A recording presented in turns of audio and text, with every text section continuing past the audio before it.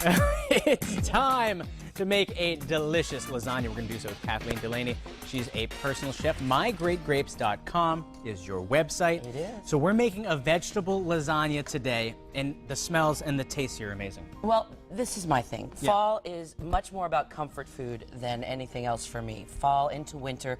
And I love the vegetables. Now look, if you can look down and just see the colors, they're just popping off the plate. It's unbelievable. So what I chose to use today as a vegetable lasagna autumn kind of feel is I decided to use butternut squash. Okay. And I sliced it really thin and I roasted it in the oven. I just laid it out on sheet pans and just got it to a nice consistency, not too mushy. Mush. Yeah. Exactly, Oh, that's exactly. the worst. And then I took some, I really love yellow squash, and I still had some in my garden, so I said, let's slice those and do the same thing. And then I thought to myself, oh wow, I still have my tomatoes too. So I have yellow tomatoes, so the colors are amazing, and I roasted off some shallots as well. But what the key is here is, okay, you can use pasta. Yes, lasagna is amazing. It's tasty, And it's a great vehicle, you know, using I use the no-cook lasagna sheets because that just makes, I make so many of them. It's that the easy way to makes it go, too. It's Absolutely. great. So, but I said, well, what about those people who are gluten-free and who don't really want to eat pasta? Then we have this for them. Yes, so what I decided, I said, well, let's make it like a gratin, which is a French layered cheese and potatoes usually, and you can use potatoes. You can use any vegetable you want. And so that's what I decided to do. So we're doing two versions, and I made my version of a bechamel sauce. Guess what it has in it? Cheese. Goat cheese. Goat cheese. Is there there you any go. mustard in there? No, not today. That's your Not other today. signature. but it's pretty much we follow the same pattern for both of these. The only difference is one is using pasta noodles and the other does not. Exactly. So one takes, you know, one will absolutely hold together a little better, I think, but this will still be just as delicious and have all the really good vitamin and really good, you know, nutrients that we need. And if people out there, they're adamant about putting meat in it, just throw meat in it. You can use the same exact recipe, throw a little ground meat, Absolutely, or turkey, sure. And you know, definitely, I decided to go with more of a white sauce. So when I sliced off the butternut squash, see, you know, that was a perfect slice right there. See that? But some of them weren't so perfect and had a little end to it. So I took the ends off and I chopped them up and I put them into the sauce with the shallots.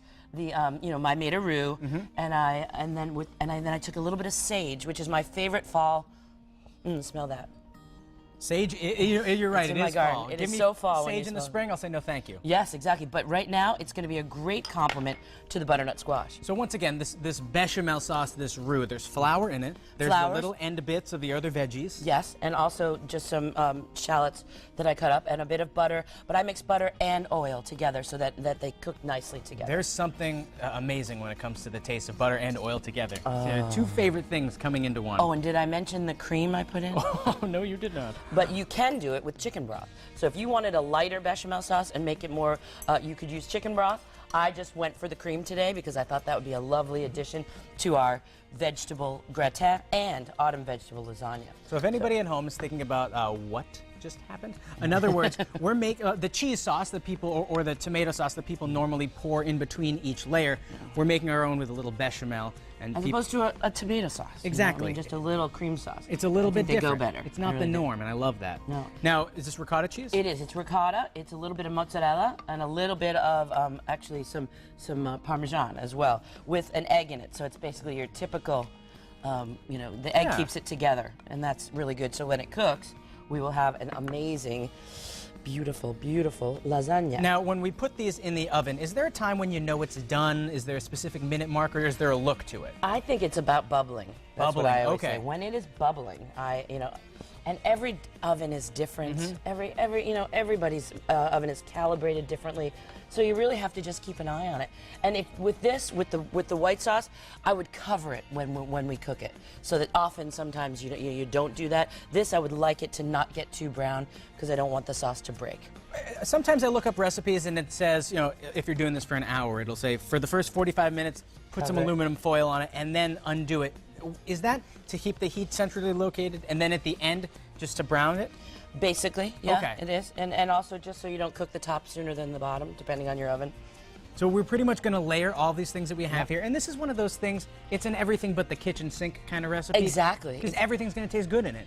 And it's, and the best thing is, like, now you could have look at how many cheeses I have. This is what I had. I have this unbelievable cheddar. So yeah, we need to get a shot of this cheese because, oh, it is good looking cheese. Oh man. Caramelized onion and it's a cheddar. It's like an English cheddar, so it has those crystals in it, and it melts really beautifully, and it will give such a great flavor to the whole dish. I might just eat the whole thing before you get it on there, though. But do you want to take a little break for now, talk Hollywood? Sure. Oh, yeah, please. It's time for the Hollywood Buzz.